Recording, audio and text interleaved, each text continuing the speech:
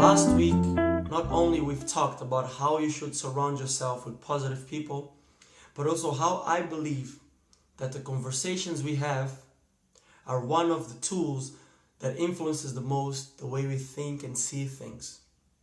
In the same train of thought, what I'm trying to say here is that you might have an influence on someone else's life, an impact.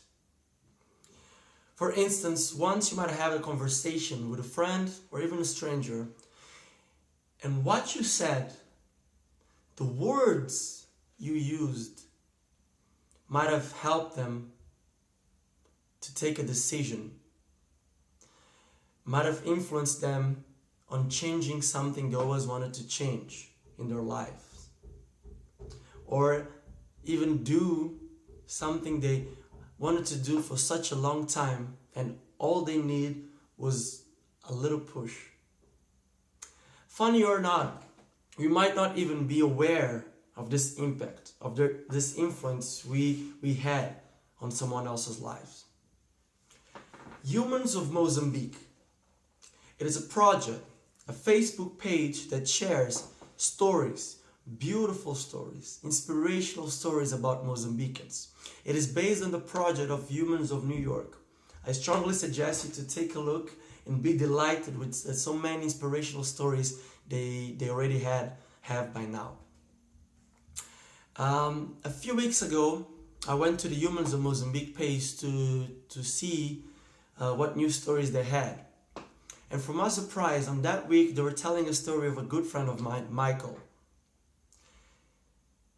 And he was telling a story about 10 years ago, and one of his friends actually was wondering if he wouldn't like to meet his biological father. Michael didn't know. Michael, his question was like, I don't know if he's dead, I don't know if he'd like to meet me. And the same friend suggests him to open a Facebook account because it was a good tool to look for people. So he did. He went on Facebook, he enrolled, he signed up, and then he searched for everybody that had the same first and last name of his dad. And he sent a message to all of them. After 3 years, his father contacted him. They talked on the phone, then they started talking on Skype.